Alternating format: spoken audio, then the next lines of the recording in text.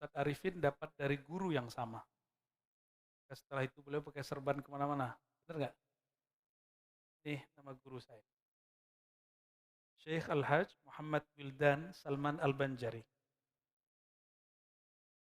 Namanya. Beliau menyebut dirinya bukan sebagai syekh, tawadu seorang guru, tidak menyebut namakan dirinya syekh, tapi menyebut dirinya khadim, orang yang khidmah melayani Allah dan hadis. Beliau punya pesantren yang luar biasa maju di Martapura, namanya Darussalam ya, seingat saya. Kita datang ke sana, Masya Allah ternyata tempat bangunannya inspirasinya bukan kayak pesantren di Jawa atau di Kalimantan, seperti di Suriah.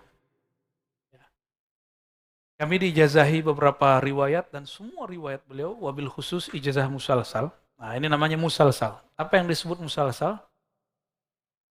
Menirukan gerak atau sifat atau hal guru saat meriwayatkan hadis sebagaimana dia memperoleh dari gurunya dan guru tersebut memperoleh dari gurunya bersambung kepada generasi awal.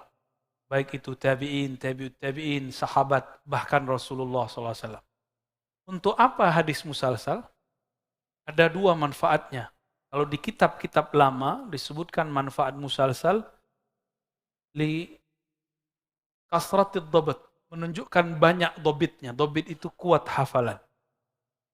Tapi di masa ini bukan untuk itu semata.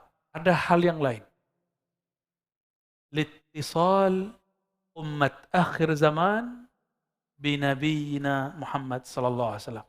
Untuk menghubungkan umat akhir zaman ini kepada Rasulullah sallallahu alaihi wasallam dengan cara yang sangat detail. Kalau ijazah ammah umum, kalau ini khusus. Maka ada model namanya musalsal bil imamah. Nah, ini bukan saya pamer tapi ingin memperkenalkan kepada antum ilmu sanad. Ini jaraknya kalau ditulis antara guru kami dengan Nabi. Jaraknya segini. Kalau ditulis tuh nasabnya, nasab ilmunya disebut sanad. Apa sebutannya? Sanad ya. Kita bedah dikit.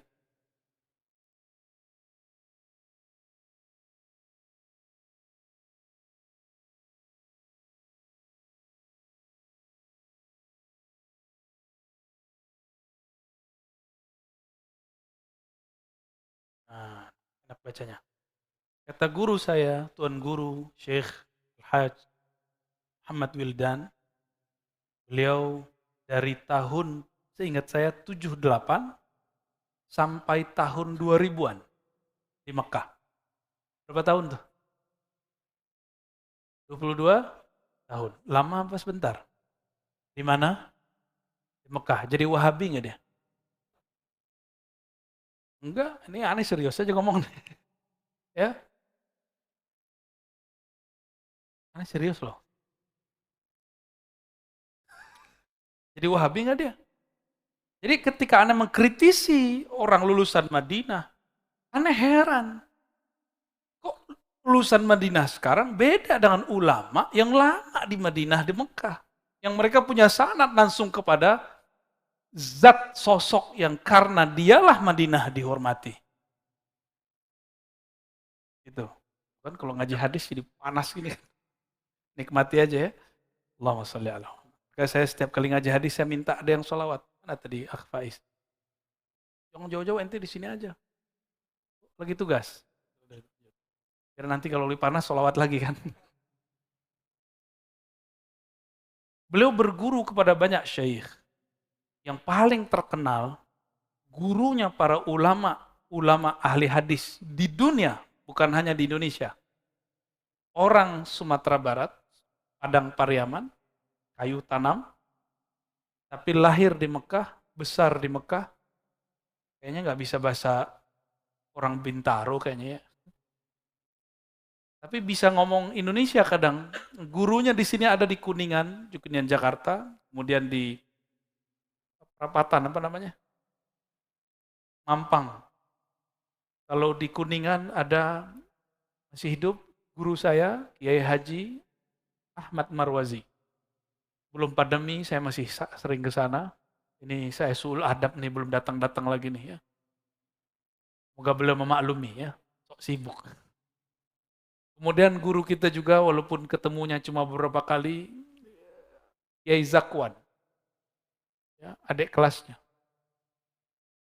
Ada masih banyak di Betawi, di Jakarta, di Madura, di Jawa, itu banyak murid Syekh Yasin. Namun banyak yang cuma dapat ijazah umum.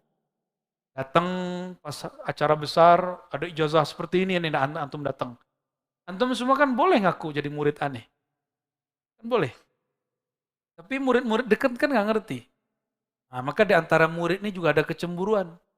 Kan ngaku-ngaku murid Syekh Yasin, emang dia hadir. Nah, gitu.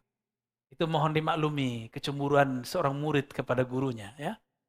Jangan, bukan berarti guru yang mengatakan saya ketemu kok gak diakui oleh murid yang lain, bukan berarti dia tidak bertemu. Emang si murid mengerti dunianya guru. Siapa tahu dunianya sangat luas sekali, kenalannya saya banyak.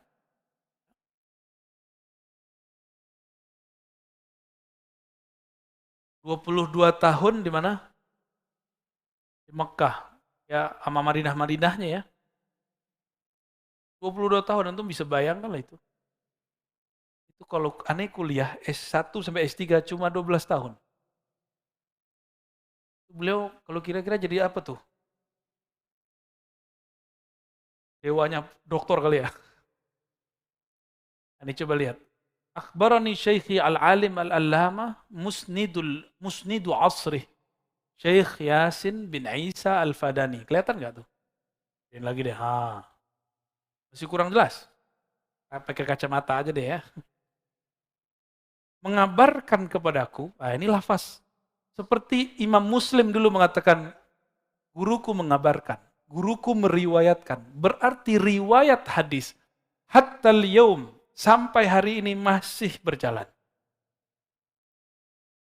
Bukan dengan nomor-nomor. Sahih itu boleh, antum ada kan ustadz kita yang pintar juga tuh, Ustadz Adi, canggih tuh baca nomornya. Tapi saya kasih tahu, bukan itu yang disebut muhaddis. Itu berarti beliau hafalannya kuat. Dan ya di atas rata-rata orang biasa lah hafalan beliau. Ada yang begitu hafalannya nggak? Sampai tahu miring kiri kanan atas bawah kan? Wajib juga tuh orang tuh. Ya. Tapi bukan itu yang disebut ilmu hadis. Itu metode menghafal dan beliau punya caranya. Cara itu namanya metode hafal dengan otak kanan. Al-alim, allamah, bukan alim alama ya. Allamah artinya orang yang sangat alim. Gelar lainnya apa? Musnidu asrih. Apa arti musnidu asrih? Ahli sanad di masanya. Ahli sanad di masanya. Syekh Yasin, boleh ditambahin Muhammad, Syekh Muhammad Yasin bin Isa al-Fadani. Kelihatan? Padang. Ya. Tapi saya orang Padang nggak ngerti nama ini sampai belajar sama orang Betawi. Belajar sama orang Jawa. Nggak ngeh juga. Masa sih? 2006 telat saya kenal beliau ini. Karena beliau sudah wafat saat itu. 2006, 2007, guru saya, Syekh Ali Mustafa Yaqub, pendiri Darussunnah, beliau diuji oleh murid-murid Syekh Yasin Al-Fadani, doktoralnya. 2006 saya mulai belajar, namanya Syekh Muhammad Hasan Hitu. Murid Syekh Yasin Al-Fadani. Orang mana dia? Orang Condet? Bukan. Syekh Muhammad Hasan Hitu Ad-Dimashqi Al-Azhari. Orang Damaskus, tapi S1, S2, S3-nya di Al-Azhar. Waktu umur 10 tahun hafal Quran dan hafal kitab Al-Muwatta. Muwatta tebalnya begini ya. Bukan Arba'in 42. Muwatta. Syekh Muhammad Yasin, orang kita lahir di Mekah. Nama ayahnya Isa. Apa nama ayahnya? Isa ini ahli baca dalail. Itu dalail. Jadi wiridnya itu baca dalail salawat. Baca dalail salawat. Beliau, Syekh Muhammad Yasin bin Muhammad Isa Al-Fadani, ulida bi Makkah, lahir di Mekah, besar di Mekah, belajar ke ulama Mekah. Pertama kali beliau belajar di Madrasah Salatiyah, madrasah yang didirikan oleh orang India, Syekh Rahmatullah ya, dan syekh-syekh yang lainnya. Karena India mazhabnya Hanafi, maka Syekh Yasin menguasai mazhab Hanafi. Karena beliau orang Indonesia Melayu, maka beliau juga belajar mazhab Syafi'i. Jadi bisa jadi satu orang menguasai dua mazhab. Beliau pernah menulis dua mazhab, mazhab Hanafi dan Syafi'i.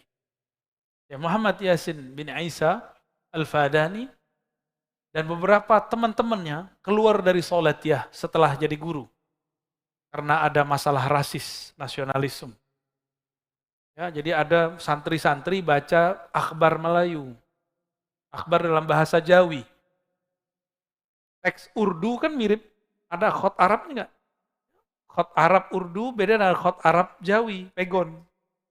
Ketika ada khot Arab Jawi dibaca oleh orang Indonesia di Salatiyah, diejek, bahkan dibuang, atau gimana kabarnya waktu itu sangat carut marut, emosilah ulama-ulama kita yang nasionalisnya tinggi.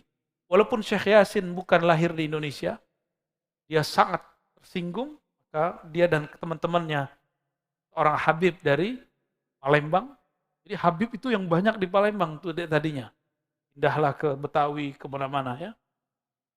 Bangunlah satu sekolah namanya Darul Ulum.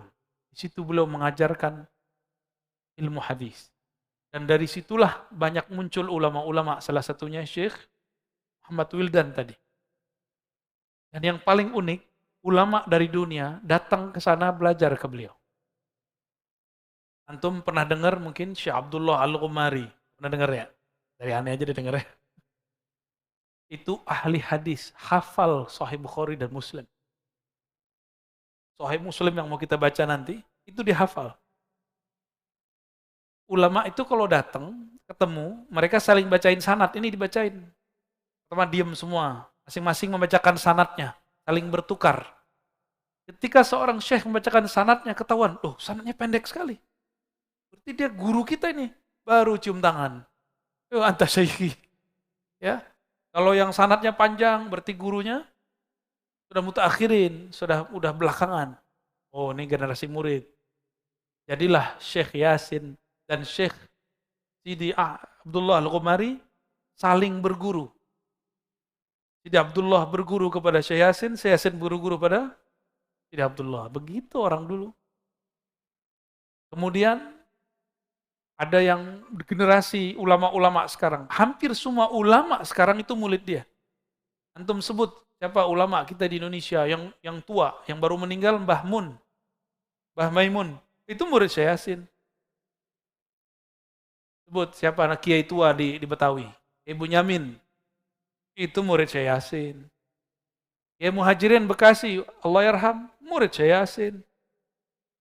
Tapi di Padang nggak ngerti orang Syekh Yasin itu siapa. Yasinan. Apa Asinan? Nggak ngerti. 2006 saya baru ngerti kalau muridnya banyak di luar negeri. Dulu baca begini saya ejek, hari gini masih baca sanad. Oh, sekarang cukuplah baca pakai video, pakai aplikasi. Ternyata enggak. Baca sanad itu penting. Syekh Yasin mengatakan, guru kita Syekh Wildan mengatakan, wa ammamani imamatuh. Syekh Yasin memakaikan kepadaku imamahnya. Apa arti imamah? Sorban. Qala akhbarna syaikhan. Menyampaikan, meriwayatkan kepadaku dua guruku, Abdullah bin Muhammad Ghazi. Lihat ya? Abdullah bin Muhammad Ghazi. Nah, ini ini.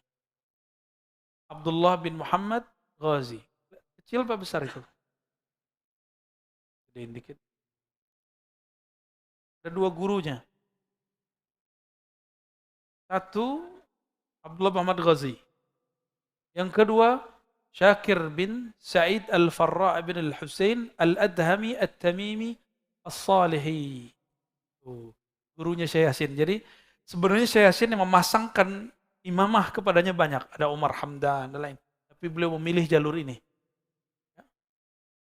Ulama Mekah sama ulama Saudi. Wa ammamani kullu minhuma imamatah. Masing-masing memakaikan. Repot tuh kalau orang yang 100 kan capek juga tuh gini-giniin ya. Makanya dulu oleh kawan beliau, Syekh Wildan ini punya kawan di Mekah namanya, Syekh Zakaria Al-Halabi. Itu memakaikan sanad gini-gini aja langsung. Yang penting kepalanya nyampe. Karena sekali pakai itu 100 orang gitu. Nah, kalau aneh makanya belum buka ijazah begituan, guru kita juga masih jarang ya mengijazahkannya. Qala kullu minhuma, masing-masing mengatakan haddatsana Abdul Razzaq ibn Hasan Al-Baitar Ad-Dimashqi. Nah, ini seorang muhaddis yang sufi. Jadi ahli hadis sufi itu nyatu dulu. Dia Abdul Razzaq bin Hasan Al-Baitar Ad-Dimashqi. Dia memakaikan imamahnya dari ammi, dari pamanku. Muhammad Amin Afandi Al-Baitar. Ini seorang syekh bertariqat Naqsyabandiyah. Wa ammamani imamatah. Nah, dari situ baru berpindah ke Mesir. Qala haddatsana Ibrahim bin Muhammad Al-Bajuri. Meriwayatkan kepadaku tentang imamah, guruku bernama Ibrahim Al-Bajuri. Nyampe di Betawi jadi Bajai Bajuri. Enggak level amat ya Allah. Tapi itu tanda orang Betawi dulu ngaji kitab Imam Al-Bajuri. Anaknya didoakan supaya jadi faqih. Maka disebutlah dengan Al-Bagong. Al-Bajuri. Ya. Alhamdulillah. Ini tanda kalau orang Betawi dulu ngaji. Ya. Ini dahsyatnya orang-orang di sini. Mereka nggak nyantri, tapi dilanggar. Dilanggar. Jangan salah paham. Bimisro. Dari Mekah ke Damaskus, pindah ke Mesir kan. Mekah nih, Makki. Damaskus, Mesir. Jadi sanad ini tuh mahal. Gak sembarangan. Udah pindah berapa tuh? Kalau naik bus ente nyampe nggak tuh? 3 hari. Kemudian dari seorang ulama yang sangat karismatik di Mesir, Syekhul Azhar di zamannya. Syekhul Azhar itu setara dengan sultan di zaman itu. Namanya Abdullah bin Hijazi Asy-Syarqawi. Terkenal dengan hasyiahnya, kitab-kitab fikihnya. Dan yang paling masyhur di pesantren-pesantren, ini yang saya ajarkan setiap malam Ahad di majelis guru saya Al-Badar, kitab Al-Hikam. Nah, beliau punya syarahnya. Abdullah bin Hijazi Asy-Syarqawi, orang alim 4 mazhab. Nanti berapa mazhab punya? 1 aja nggak beres. Tapi beliau seorang bermazhab Syafi'i. Namun beliau alim 4 mazhab. Bahkan 9 mazhab dia tahu. Mazhab Ja'fari, Zaidi, macam-macam beliau. Ibadhi, ngerti semua. Syekh Abdullah bin Hijazi Asy-Syarqawi, seorang mursyid tarekat khalwatiyah. Dan juga pengijazah wirid-wirid Syaziliyah, Naqsyabandiyah. Terkenalnya sebagai mursyid thariqah. Al-Azhar tuh. Ya, saya bingung kok ada tamat Azhar anti-sufi, anti-tarekat. Saya bingung kok ada orang tamat Mekah Madinah, kemudian membid'ahkan tasawuf. Kita aja cuma tamat Ciputat, gak begitu-gitu amat ya gak? Qala haddatsana Muhammad bin Salim Al-Hifni Al-Azhari, ini juga mursyid. Dari sinilah turun kemursidan khalwatiyah. Ya, Muhammad bin Salim Al-Hifni. Nah, ini baru ganti ke yang lain. Ini banyak nih. Ahmad bin Muhammad Al-Khalifi, Dia Ali bin Ali Asy-Syibra Malisi. Di Betawi ada ulama namanya Syibra Malisi, ini dari sini namanya. Terus kalau kita ringkas saja ya. Ahmad Al-Halabi dari Ziyadi, dari Ibnu Hajar Al-Makki. Tuh, balik lagi ke Mekah, udah ke Aleppo. Tahu Aleppo? Aleppo di mana? Suriah. Banyak ulama di sana. Ya, namun Aleppo pernah dikuasai ISIS. ISIS menghancurkan alat-alat atau fasilitas vital seperti PDAM, listrik, pakai takbir. Lalu mereka berlindung di tengah masyarakat. Ketika diserang, mereka membuat berita bahwa pemerintah sana menghancurkan masyarakatnya. Padahal yang membunuh siapa? ISIS. Beritanya dibalik. 3 bulan nggak ada air bersih dan tidak ada makanan. Siapa yang bawa? Ulama dan umarok sana. Cuma kan digoreng-goreng ya. Oh, dituduhlah Syiah ya biar jadi rame. Yusuf Al-Armiyuni. Baru nyampe ke Imam Suyuti. Pernah dengar Suyuti? Ya. Di Indonesia Suyuti jadi apa? Sayuti. Siapa tuh orangnya? Apa pemain film? Apa pelawak? Ke Imam Asyawi, lalu ke Imam As-Subki. Beliau dari Al-Jazari. Ternyambung terus. Terus ya, kita tutup dulu ya.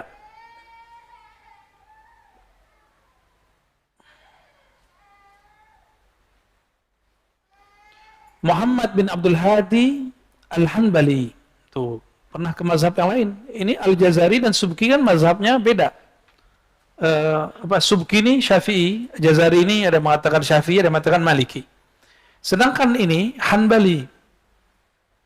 Lalu berpindah lagi ke, ini bacanya bukan selfie ya, Abu Tahir Ahmad bin Muhammad bin Ibrahim As-Selfi. Bukan. Bacanya apa? As-Silafi. Bukan As-Salafi. As-Silafi. Ini seperti Syekh Yasin di zamannya. Semua riwayat ada di tangannya. Ya. Beliau dari As-Sarraj Al-Baghdadi, beliau dari Ibn Urwa, beliau dari Muhammad Asy-Syafi'i, dari Nu'man, dari Al-Hasan, dari Ubaidillah bin Tammam, dari Khuzai, dari Ghunaim, dari Abu Musa Al-Ash'ari, wa ammamani. Qala inna Jibril alaihissalam nazala ala Rasulullah sallallahu wa alaihi imamatun sauda wa qad arkha zu'abataha min waraih. Jadi Abu Musa mengatakan ketika Jibril turun ke Nabi Muhammad SAW, Sayyidina Jibril memakai serban. Dan serbannya di belakangnya ada satu lebih. Ya. Tapi tidak disebutkan di situ cara buatnya. Maka cara buatnya ulama Hadramaut berbeda dengan cara buat orang Mekah. Bedalah dengan serbannya orang-orang Turki. Serban ala Turki itulah yang dipakai di kebanyakan tempat di Suriah, di Mesir, ya. Yang cuma satu aja. Itu Turki itu. Di zaman-zaman Turki Utsmani. Ribet amat kan gini-gini, oh langsung begini aja deh. Kalau yang Al-Habib Omar, udah lihat? Itu lebih panjang lagi, aneh lebih bingung lagi tuh cara buatnya. Ya. Di Indonesia Tengku Zulkarnain mungkin kena ribet kali, udah puter aja sama dia. Enggak juga, itu juga ada metodenya. Itu diambil ulama India sebagian. Ya. Jadi beda-beda thariqah, ya. Nah, ini sekedar menunjukkan bahwa ulama ahlus sunnah kita jangankan beramal apapun berupa amal-amal qauli fi'li, pakai serban aja bersana. Itu maksudnya. Jadi jangan sedikit-sedikit mana dalilnya, ini kurang dalil nih. Kita nggak mementingkan di sini kualitas rawinya, karena kitab ini riwayatnya sudah banyak. Kita sekarang mementingkan tersambungnya kita dengan Rasulullah Sallallahu Alaihi Wasallam. Ya, insya Allah. Kita masuk ke bab arkanil Islam wa da'aimuhu al-izam. Ini bagi di antara antum ada yang ustadz, download ini aplikasi ini. Ini nama aplikasinya. Ini Jami' Kutub Tis'ah. Nah, ini tutup ya. Jami' Kutub Tis'ah. Nah, apa plusnya? Dia sama seperti di kitabnya, hampir tidak ada perbedaan yang saya lihat. Kemudian, nih plusnya, itu terlihat ketika ada nama, namanya merah, benar nggak? Namanya merah. Ini bisa diklik. Coba saya klik. Keluarlah ringkasan dari biodata si imam. Bagi ustadz loh ya. Bagi jamaah yang nggak bisa bahasa Arab, ya nikmati aja. Ustadz bisa bahasa Arab pun nggak tahu ilmu hadis, nggak akan ngerti cara baca ini. Ini ada caranya. Nanti kalau saya buat daurah hadis, saya ajarin caranya ya. Kalau yang bahasa Indonesia pakai punya Allah Yarham Dr. Lutfi. Ya, Dr. Lutfi. Senior kita dalam ilmu hadis. Beliau juga sangat concern buat aplikasi dengan timnya. Silakan dicari ya. Ada aplikasinya, sudah ada di Play Store. Ya, pusat hadis. Tuh udah ada langsung tuh. Belum ente download tuh isinya lanjutannya. Kenapa kita kemudian memudahkan cara ini seperti para ulama kita? Karena sebagaimana maksiat mudah di-download hari ini, ilmu zulumat, ilmu-ilmu kegelapan mudah ditonton dan di-download hari ini, maka guru-guru mohon maaf, jangan saklek lagi. Para kiai jangan kemudian kaku lagi. Kita harus menyesuaikan, beradaptasi dengan kondisi. Seperti guru-guru kita dulu beradaptasi dengan kondisi. Mempertahankan yang lama, betul. Kita lihat juga kitabnya. Alhamdulillah saya kan sudah khatam ngaji kitab ini. Jadi insya Allah aman.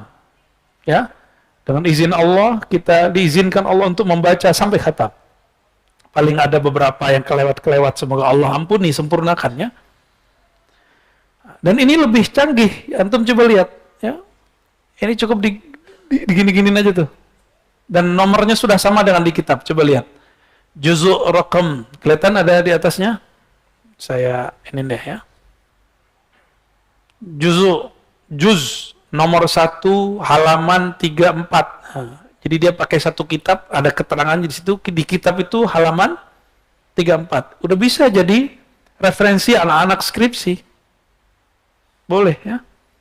Nomor hadis berapa? Nomor hadis 16. Nih, kelihatan. Ya, ada nomornya di sini? Atau 19, boleh salah satunya.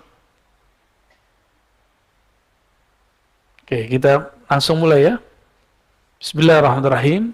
Dari tadi belum mulai-mulai kita ya. Mohon maaf ya.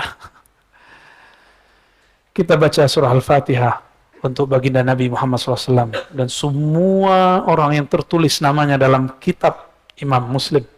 Dan wabil khusus Imamuna Muslim Ibn Hajjaj Al-Kushairi An-Naisaburi. Al-Fatihah. Iyyaka nasta'in. Shiratal ladzina an'amta 'alaihim ghairil maghdubi 'alaihim waladdallin. Semoga nanti antum punya rezeki beli kitabnya. Walaupun gak bisa bahasa Arab, beli aja kitab kuningnya. Ya? Sepakat? Kalau enggak beli yang terjemahan, tapi bukan ringkasan. Terjemahan matan. Ya? Bismillahirrahmanirrahim. Wa bisanadina al-muttasil al-Imam Muslim qal. Nah, berkata Imam Muslim, kenapa saya baca wa bisanadina dengan sanad saya yang saya sudah sebutkan di awal kajian yang bersambung ke Imam Muslim. Kenapa harus sebutkan ini? Karena saya nggak ketemu Imam Muslim. Maka kita ringkas dengan sanad saya yang punya yang bersambung ke Imam Muslim. Itu baru disebut meriwayatkan dengan ringkas. Baru disebut orang yang yuhaddis, meriwayatkan hadis. Maka antum orang yang menerima riwayat itu malam ini.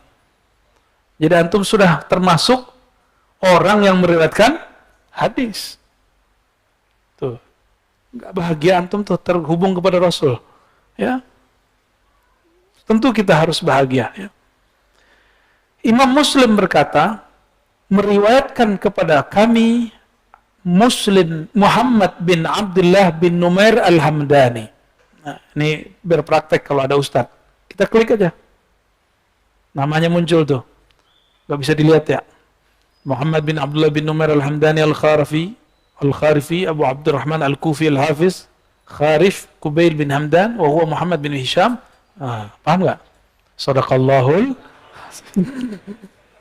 Alhamdulillah.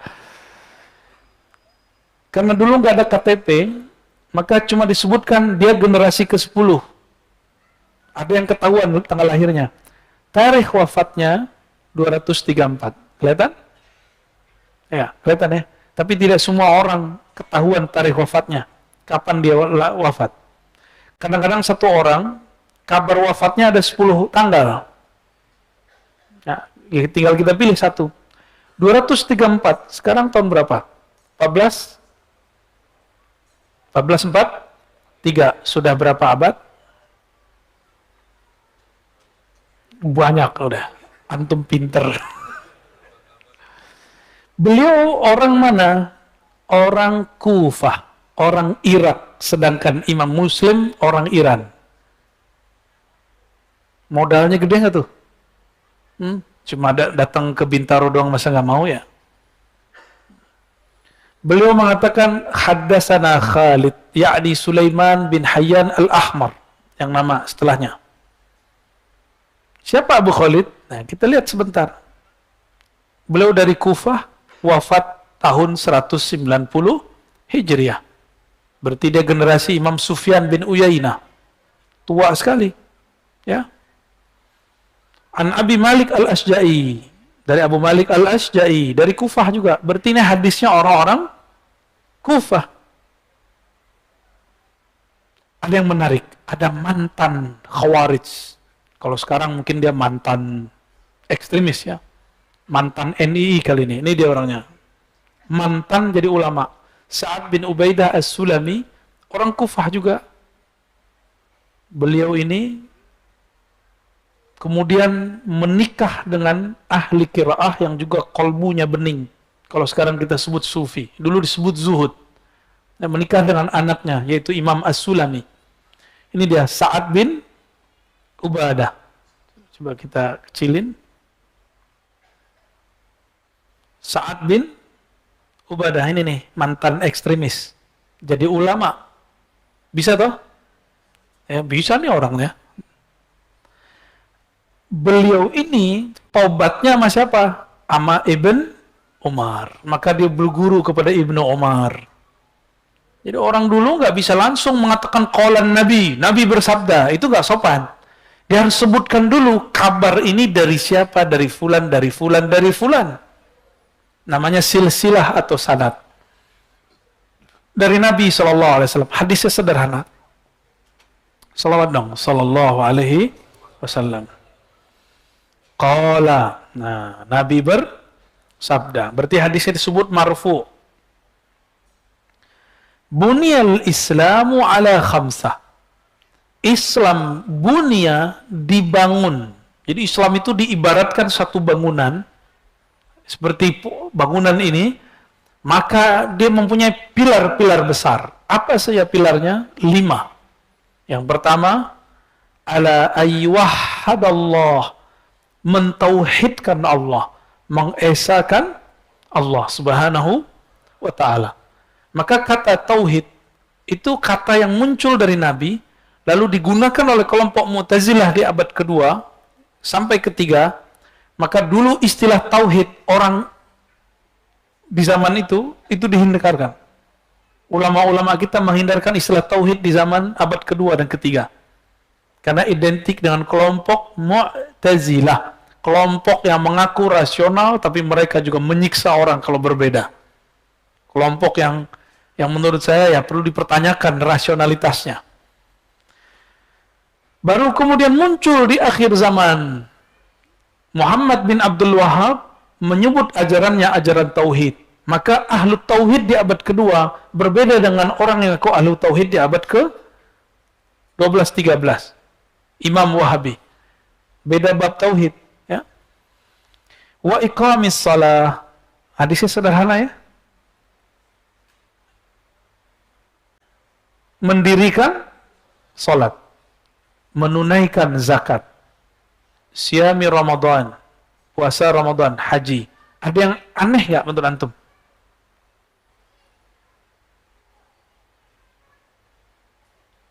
Ini disebut apa? Rukun. Tapi ada yang kebalik nggak? Yang kebalik hafalan ente atau hadis ini? Ini riwayatnya begini nih. Namun kita nggak perlu saklek. Susunan ini tidaklah wajib. Ini cuma menunjukkan pilar. Saya boleh nggak ngitungnya dari kiri? Boleh ngitung dari kanan? Boleh dari depan? Boleh dari belakang. Gak ada masalah tuh. Sama. Pilar-pilar ini boleh saya hitung dari mana aja. Gitu. Gak susah tuh.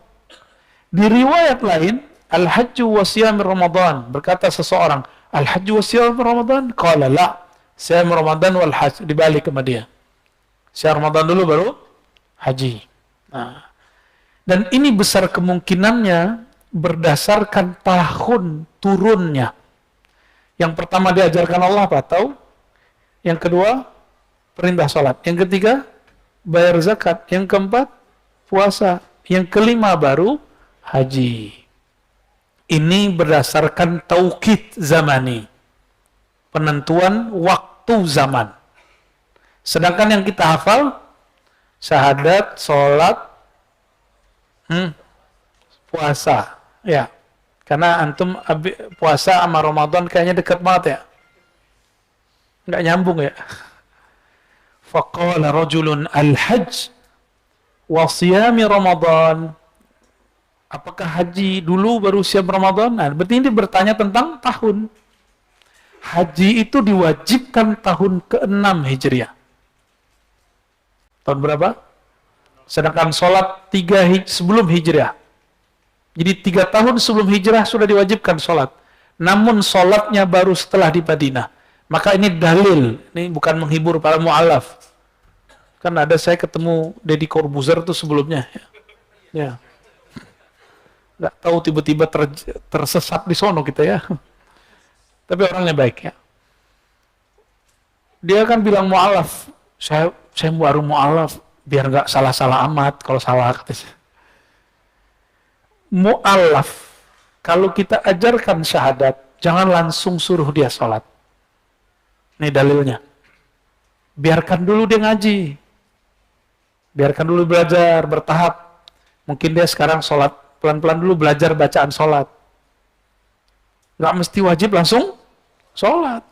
Ditarget, maka orang yang mu'alaf tuh harus ada pembimbingnya. Ditarget, kamu nanti bulan ketiga harus bisa sholat. Gitu.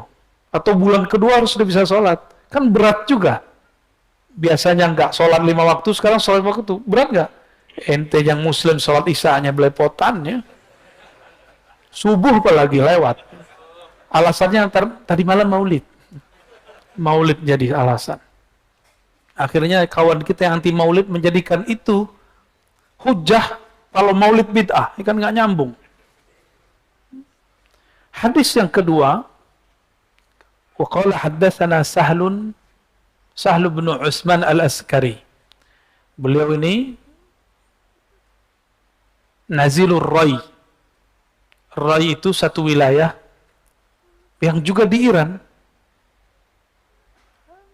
Orang yang dari sana disebut Ar-Razi. Tapi Ar-Razi yang ini bukan dari sana. Sahl bin Utsman al-Askari ini wafatnya tahun 235, sama dengan Imam pengarang kitab Musannaf Ibn Abi Syaibah. Ini orang yang sezaman dengan Imam Ahmad bin Hanbal ya. Jadi beliau ini orang Nisapur pergi ke kota Rai. Masih satu negara. Jadi orang dulu belajar hadis itu memang harus punya modal. Antum bawa kitab aja kagak ya. Lumayan lah mau hadir ya. Yang penting hadir aja. Ntar juga nggak mau hadir lagi nggak punya kitabnya. Nggak punya kitabnya download di handphone ya. Biar handphonenya nanti jadi saksi. Ya Allah, saya bukan hanya Yahya ibn Zakaria. Ini nama yang masyhur, tapi bukan Yahya bin Zakaria yang kita maksud. Beliau ini ulama Kufah. Nah, jadi hadis ini dari Rai balik lagi ke Kufah. Jadi Kufah ini kok bisa menjadi kota hadis? Ternyata Kufah itu kota Madinatu Sayyidina Ali. Jadi Sayyidina Ali ketika konflik di Madinah dengan Sayyidah Aisyah, maka beliau menghindari konflik. Begitu cara beliau menghormati seorang ibunda, orang beriman, Ummul Mukminin. Pindahlah ke Kufah. Karena suasananya sudah nggak enak. Padahal Madinah itu yang paling pantas memimpin adalah Sayyidina Ali. Begitu Sayyidina Ali mengalah, maka zuriat Sayyidina Ali harus punya sifat mengalah itu. Kepada zuriat para habaib, coba bergurulah kepada njid antum. Ya. Kita nggak mau menggurui lah, baca aja lah sendiri. Dan dia mengalah dari Muawiyah. Ya kan? Mengalah terus beliau. Ini Yahya bin Zakaria, itu tinggal di Kufah, kota Sayyidina Ali. Beliau mengambil dari Sa'ad bin Tariq. Sa'ad bin Tariq ini wafatnya 10 tahun sebelum Imam Abu Hanifah, yaitu 140. Qala haddatsani Sa'ad bin Ubaidah As-Sulami. Ya, meriwayatkan kepada kami As-Sulami. Nah, di sini karena nggak ketahuan nih wafatnya kapan, ya. Diperkirakan fi wilayati Ibni Hubairah, ketika gubernur Ibnu Hubairah memimpin. Diperkirakan berapa tahun, jadi nggak ketahuan tahunnya. Jadi dulu kalau nggak ada tahunnya, mereka perkirakan di masa fulan. Kalau udah ketahuan, baru nyambung. Oh iya betul, orang ini emang ketemu dengan muridnya, ketemu dengan gurunya. Itu manfaat mengetahui tahun wafat. Jadi mohon maaf, jangan salah paham. Mengetahui tahun wafat dan lahir, gunanya adalah untuk mengetahui benarkah seorang rawi, seorang ahli hadis ini bertemu gurunya. Kalau bertemu disebut hadisnya muttasil. Apa sebutannya? Muttasil. Apa arti muttasil? Berkesinambungan. Jadi kalau kita nih, ada orang ngomong, Soekarno itu munafik, gitu. Soekarno itu PKI, misalnya gitu. Ada orang ngomong gitu. Kita tanya, kamu tahu dari mana? Ngomonglah dia, saya dengar dari fulan, dari fulan, dari fulan. Si fulan menyaksikan Soekarno dulu menggabungkan komunisme, Islam, dan nasionalis. Nasakom. Loh kalau Nasakom berarti bukan komunis dong, namanya Nasakom aja. Ya toh? Kata orang ahli agama, mereka mengatakan, oh enggak, Soekarno agamis kok. Kenapa? Nasionalis, agama, itu agama. Kata orang nasionalis, oh enggak, Soekarno itu seorang, dan semuanya harus punya data. Saya dulu termasuk orang yang, mohon maaf, membenci Soekarno. Ya. Sampai membaca kemudian ada satu buku yang saya terjemahkan dari bahasa Indonesia ke bahasa Arab tentang Piagam Jakarta. Silakan dicari buku Piagam Jakarta. Seorang dokter nulis bagus sekali. Di situ saya baru tobat. Ternyata Soekarno seorang yang Islami, sangat Islami. Piagam Jakarta itu justru jadi Islami karena beliau yang mempertahankan. Adapun berita-berita sebelumnya, Pancasila versi Soekarno, itu sudah direvisi oleh dia sendiri. Menjadi ketuhanan yang Maha Esa. Gitu. Jadi mohon maaf, saya berbeda dengan beberapa ustadz yang ngajar di sini, yang mengatakan Soekarno itu orang yang tidak baik. Ya, ada yang mengatakan begitu. Ya. Baik. Nah, dari mana kita tahu? Dari riwayat, bukan kata orang, atau lagi dari apa namanya? Tulisan-tulisan di WA. Jadi mohon maaf, tolong jangan percaya semua yang antum baca di WA. Ya. Ya, Thariqat al-WA-iyah, ya. Nggak pernah ada sebelumnya itu. Ini riwayatnya sama, diriwayatkan juga oleh Sa'ad ibn Ubaidah As-Sulami dari Ibn Umar. Tadi mantunya, sekarang mertuanya. Ya. As-Sulami. Hadisnya sama, coba lihat, ada terbalik riwayatnya. Bunyal Islam ala khamsin. Islam didirikan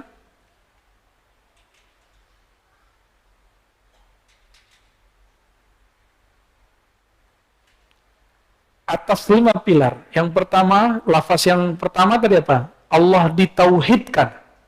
Benar? Kalau di sini Allah disembah.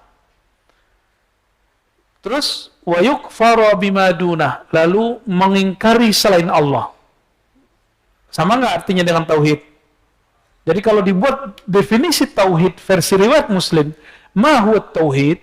Anta abudallah wa takfur ma siwah. Ya, engkau menyembah Allah lalu mengingkari selain Allah. Itu tauhid versi riwayat Ibnu Umar. Iqamis shalah, ita'iz zakah, hajjil bait, shaumi Ramadan. Dibalik di situ? Benar ya? Haji dulu baru puasa. Maka susunan ini tidaklah suci. Susunan itu boleh dibalik-balik oleh ahli hadis. Tergantung hafalan. Maka hafalan ini tidaklah suci. Riwayat hadis tidaklah suci. Ini penting. Riwayat hadis bersumber dari riwayat sebelumnya berdasarkan hafalan. Di zaman itu belum ada aplikasi ini. Mungkin nggak berubah-ubah hafalannya. Sangat-sangat mungkin. Baik. Hadis berikutnya masih sama dari Abdullah. Nah, di sini namanya tadi apa? Di sini Ibnu Umar kelihatan? Yang birunya. Di sini cuma disebutkan Abdullah. Abdullah. Siapa Abdullah ini? Ibn Umar. Anak dari Umar. Inilah yang sering kita baca lafaznya tapi juga dibalik. Islam dibangun. Ini sejarah membuat istilah rukun Islam. Begitu panjang sejarahnya nih. Coba tuh melihat sendiri. Yang kita dapat sudah barang jadi ya. Islam didirikan atas 5 rukun. Syahadati alla ilaha illallah, yaitu syahadat. Wa anna Muhammadan abduhu wa rasuluh. Kita sebut 2 kalimat syahadat. Mendirikan sholat, bukan melaksanakan sholat. Mendirikan. Wa itaiz zakah, membayarkan zakat. Haji kepada al-bait wa shaumi Ramadan. Masih 5 di situ? Ya. Digantilah istilah tadi tauhid. Apa itu tauhid? Menyembah Allah, kufur selain Allah. Ini semua dinamakan tapi ada tambahan. Syahadat ilahiyah, la ilaha illallah. Yang kedua syahadat risalah. Muhammadur. Tuh coba lihat. Ulama ahli hadis saja beda riwayat. Maka kalau ada orang ngomong hari ini, manhaj sunnah cuma begini, itu bohong. Kenapa? Ahli hadis beda riwayat, udah biasa. Maka perbedaan di kalangan ahlus sunnah, orang yang bermanhaj sunnah, itu biasa. Tidak ada persamaan di antara mereka kecuali tujuan dan makna. Adapun cara beramalnya, lafaz teksnya, itu bisa berubah-ubah. Ini contohnya. Tegang amat ya. Emang saya juga tegang ya. Ini sama juga. Nah, ini menarik nih. Lafaznya menarik lagi. Ini dahsyatnya kok belajar hadis langsung ke kitabnya.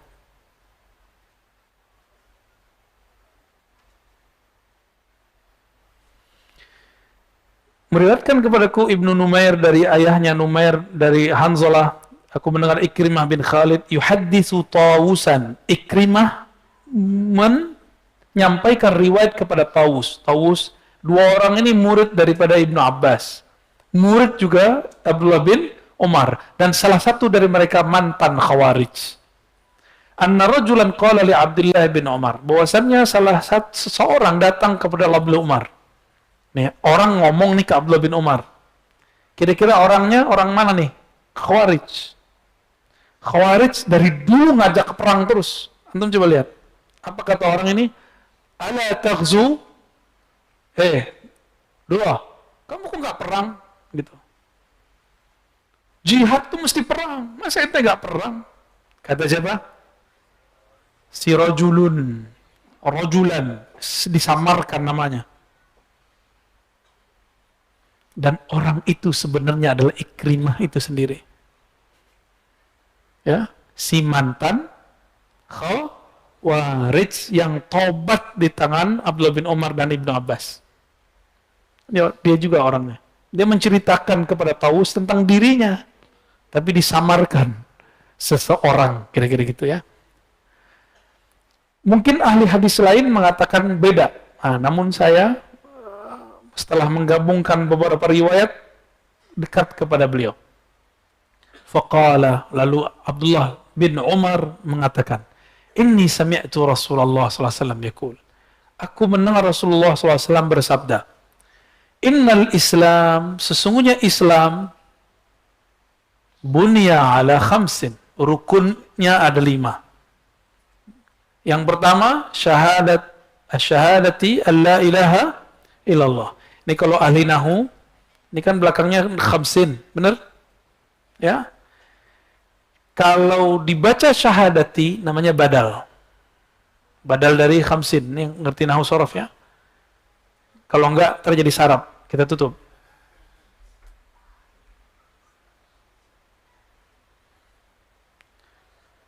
Kalau boleh nggak dibaca dengan yang lain? Syahadatu, boleh. Berarti kalimat baru. Syahadatu alla ilaha illallah. Kok nggak dibaca Muhammadur?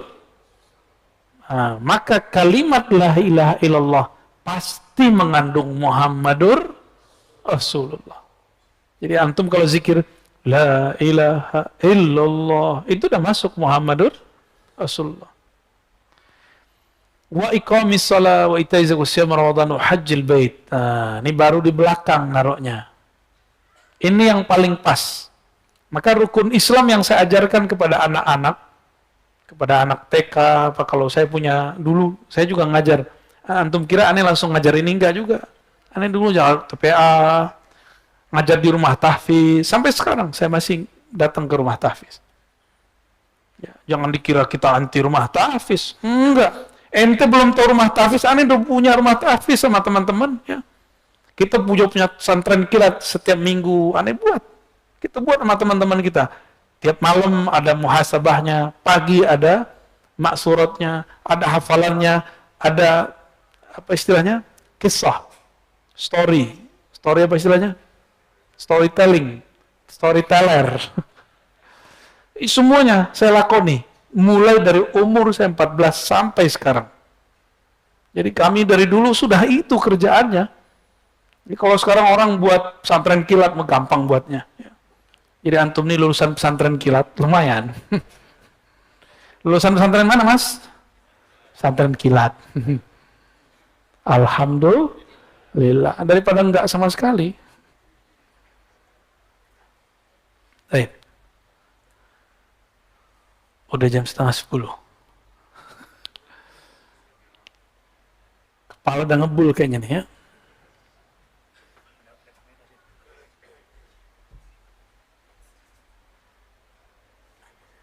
Ini mungkin tambahan satu hadis saja ya. Satu hadis.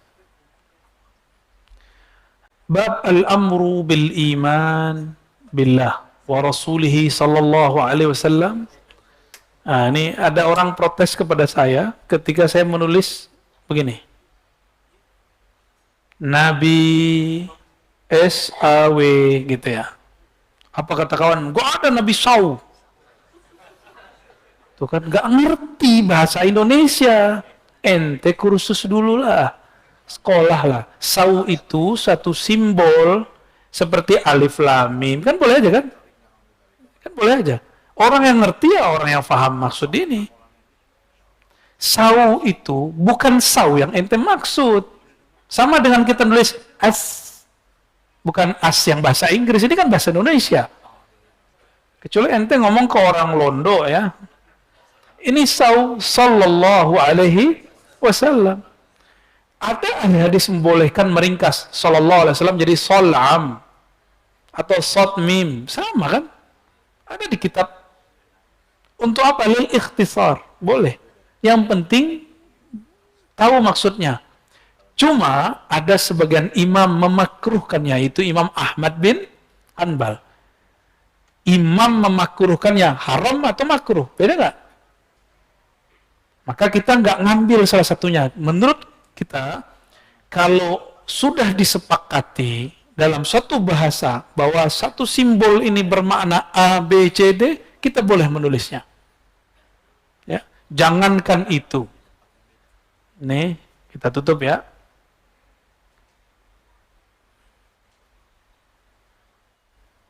Coba lihat. Ini kalau cara baca hadis.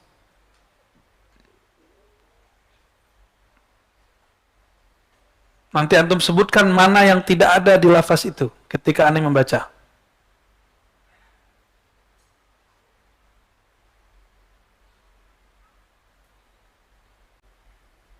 Oke.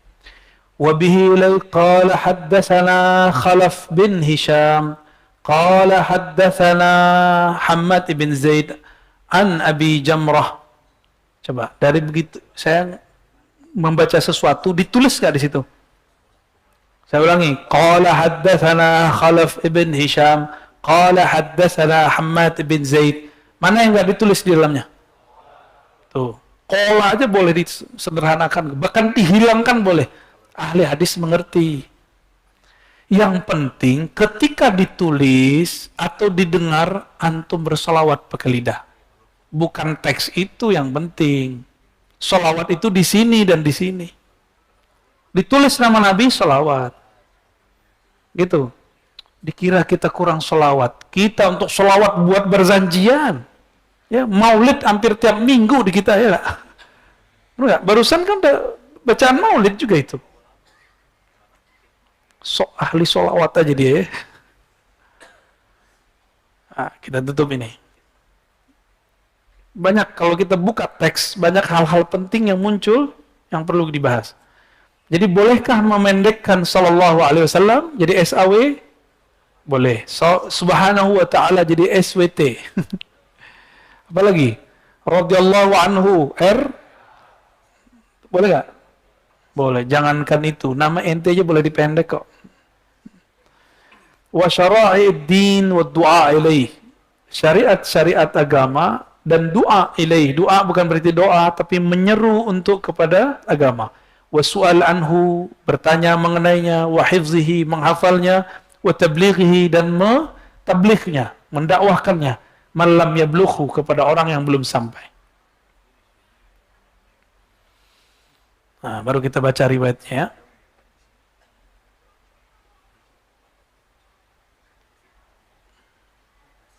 Ini hadis bonus buat antum ya. Berarti udah berapa hadis dari tadi? Gitu nggak? Tuh, lumayan, nggak perlu pergi ke Mekah kan untuk dapat satu hadis. Cukup di Masjid Raya Bintaro, Al-Makki, Al-Bintari.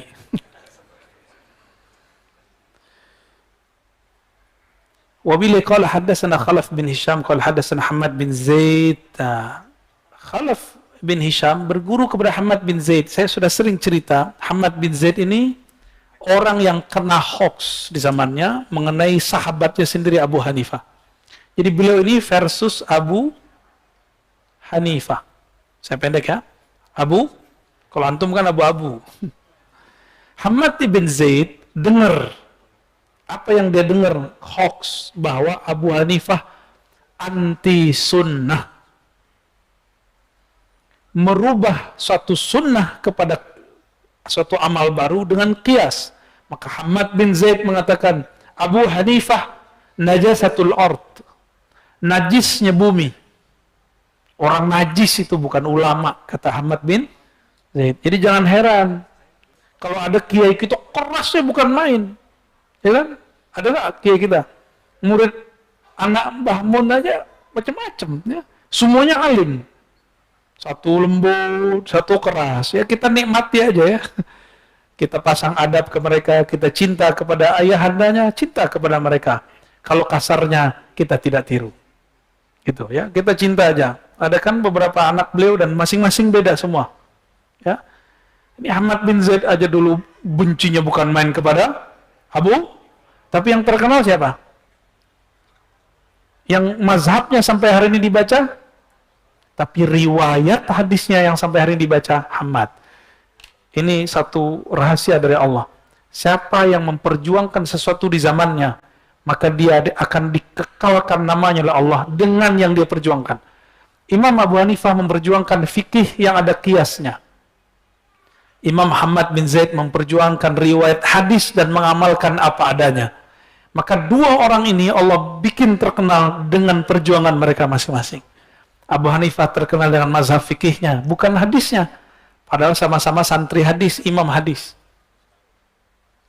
Antum dengar nggak hari ini hadis riwayat Abu Hanifah? Ada? Nggak ada. Padahal beliau periwayat hadis sebelum Imam Bukhari. Tahun berapa Abu Hanifah? Wafat 150. Imam Bukhari tahun berapa lahir? 194 tuh. Beda angkatan nggak? Jauh banget. Oke.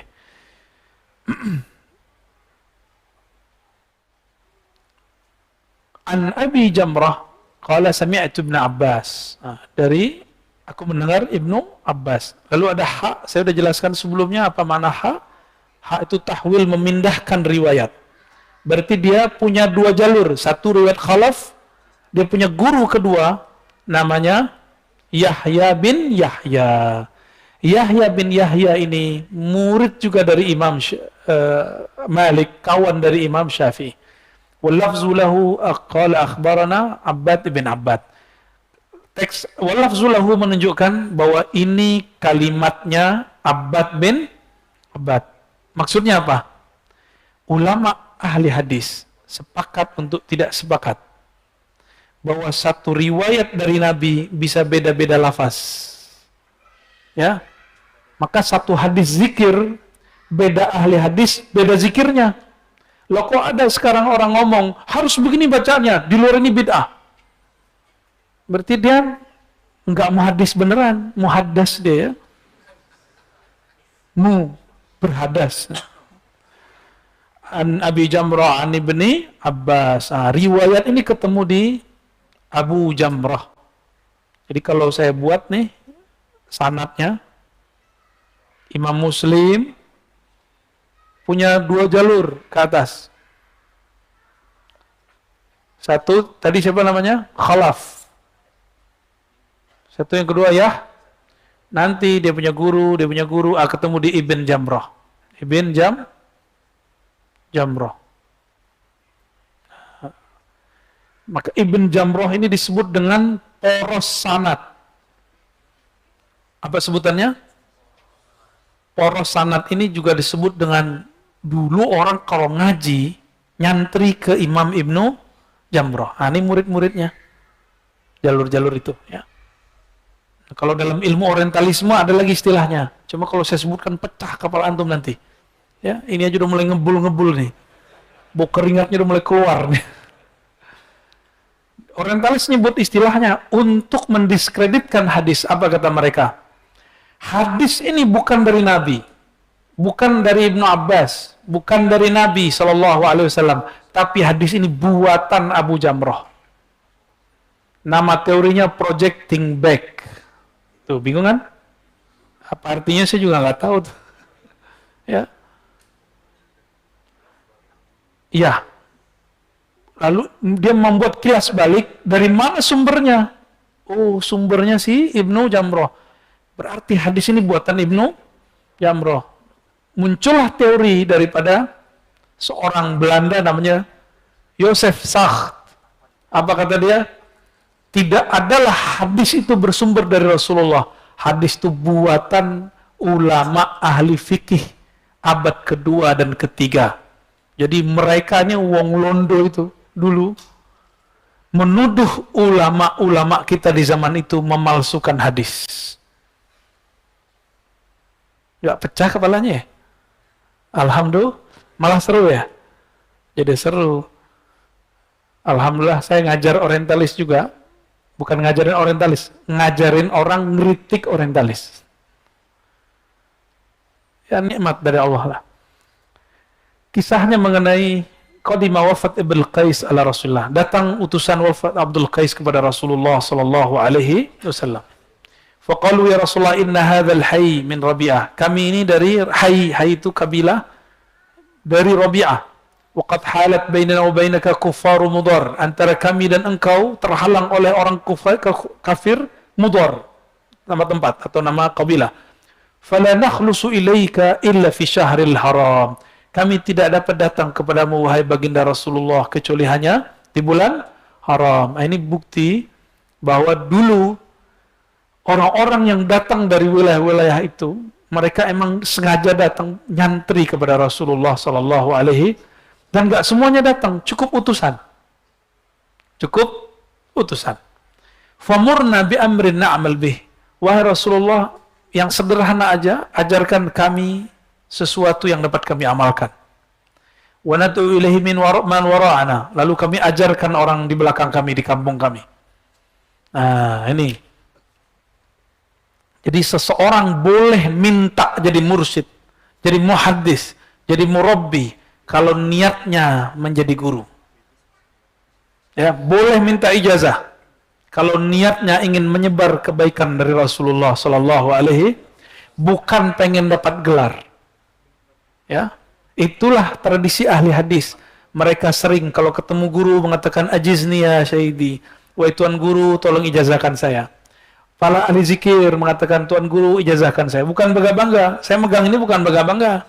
Ini kan ijazah imamah tadi ya. Bukan bangga-bangga, tapi ingin menyebarkan kebaikan. Bahwa jangankan pakai tasbih, jangankan zikir A, B, dan C, jangankan pemahaman, pakai serban aja kita ada sanadnya.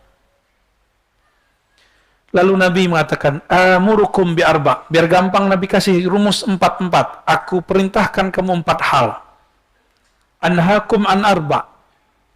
Aku perintahkan untuk percaya kepada Allah 1. Lalu Nabi fassaraha lahum. Nabi jelaskan. Nah, itu ceramah tuh. Bahwa boleh berceramah. Ambil satu kalimat penting, jelaskan. Ini dalilnya. Faqala syahadatu an la ilaha illallah wa anna Muhammadar Rasulullah. Lalu lanjutannya, ya, syahadat la ilaha illallah Muhammadur Rasulullah. Ini 1. Terus 2, sholat. 3, zakat. Yang 4, membayar ghanimah. Tu'addu khumusa ma ghanimtum. 1/5 dari ghanimahmu dikirim ke pusat. Gitu. Dilarang juga kamu untuk beberapa hal. Nah, ini 4 hal ini semuanya adalah alat untuk menyimpan tua. Duba, hantam, bukan antam emas ya. Wan naqir muqayyar, jadi itu tempat nyimpan. Ada yang labu dibolongin terus dikeraskan, disimpan di situ seperti jurus mabuk itu loh. Ya. Ada yang kulit, ada yang gentong dari dari kayu dibersihkan lalu di dalam gentong. Ini tempat-tempatnya. Ya. Nabi larang untuk nyimpan itu. Ini sebelum muncul nasakhnya. Jadi nanti ini dihapus juga. Bahwa bekas tempat tua boleh dipakai. Ada nanti dalilnya. Ya, nanti kita baca dalam waktu. Sampai di situ titik, lalu ada tambahan dari khalaf, syahadatul la ilaha dan kalimat lainnya. Nah, apa makna hadis ini? Pertama, ini sebagai penutup, disunnahkan satu kampung ada yang dikadar jadi ulama. Ya. Maka antum kalau sekarang bukan satu kampung, satu RT. Bahkan satu komplek harus ada yang jadi ulama. Nanti dialah yang mengajari masyarakat di situ gimana sholat, zakat, segala macamnya, ngimamin, cara ngurusin orang meninggal.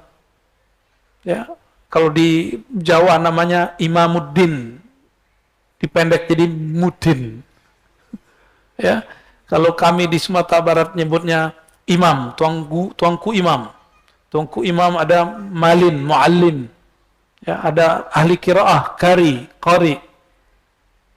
Itu sebutan-sebutan aja. Ini dalilnya, itu yang pertama ya. Yang kedua,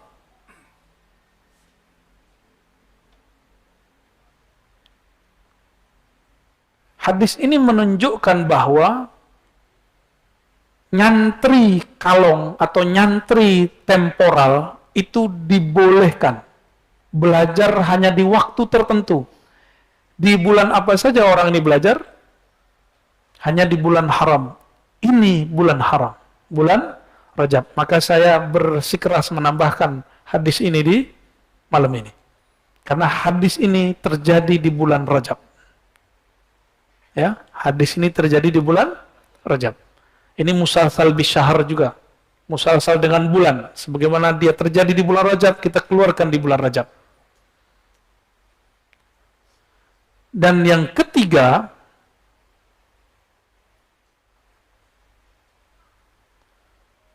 kebolehan meminta amalan atau ijazah dari guru. Ini dalilnya. Tapi yang sederhana, dengan niat apa? Untuk diajarkan kembali. Kalau cuma sendiri-sendiri, ya amalkan aja yang ada. Dan yang terakhir, metode Nabi mengajar. Apa itu? Metode ringkas dengan cara angka. Aku perintahkan kamu 4, 2 orang 4. Berarti metode ring. Maka dianjurkan antum misalnya nih, buat 5M, 3M, gitu boleh. Ember. Jadi istilah-istilah itu boleh digunakan.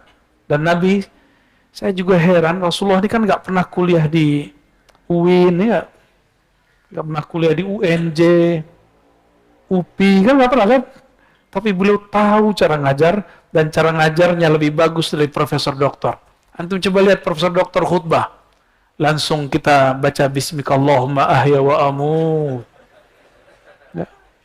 Katanya dia profesor, tapi kok kalau khutbah nggak menarik. Ternyata dia profesor di kampus, bukan di mimbar. Yang mimbar lain lagi ahlinya. Syukur-syukur bisa dua-duanya. Ya. Lebih kurang ini oleh malam ini. Udah mau jam? Ya, gak usah tanya jawab ya. Ya, gak usah lah. Ada yang mau nanya? Gak usah ya, udah ngebul aneh lihat. Aneh aja ngebul kok. Udah lama gak bahas begini ya. Jadi saya begini ngajar ini sudah lama sekali enggak. Maka bersyukur kepada Allah, beruntung masjid ini Allah jadikan tempat basis sunnah. Ya, basis ahlus sunnah wal jamaah. Semoga muhsinin, orang yang membangunnya, orang yang menjadi ta'mirnya, orang yang hikmah untuk kajian ini, yang menyebarkan lewat media-medianya, Allah berkahi hidupnya. Amin ya rabbal. Siapapun yang hadir, wabil khusus orang-orang yang mendengarkan dengan seksama, semoga Allah tambahkan nadrah fi wajhi, kebahagiaan di wajahnya, di dalam jiwanya, dalam kalbunya, dan kita semua berkumpul bersama Nabi Muhammad SAW. Amin ya rabbal alamin.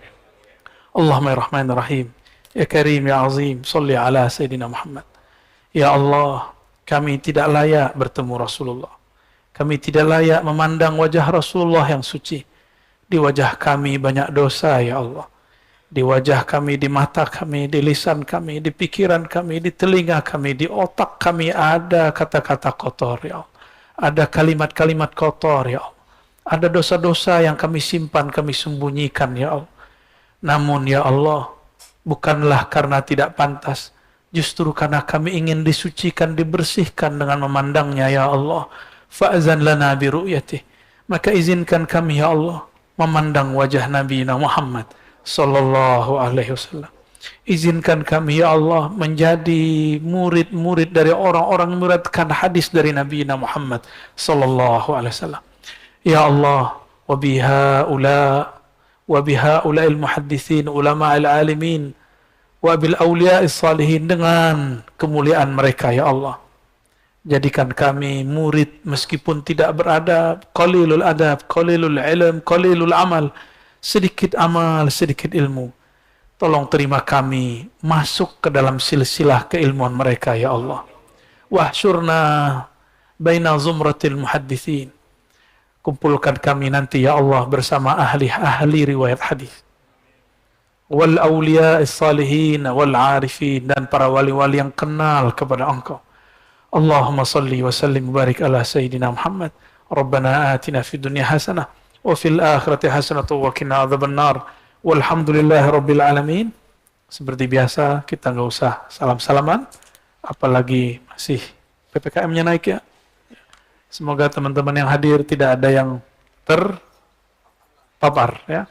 Wassallallahu ala sayyidil mursalin nabiyina Ahmad nabiyina Muhammad wa ala alihi wal mahdi khalifati wa sallim. Assalamualaikum warahmatullahi wabarakatuh.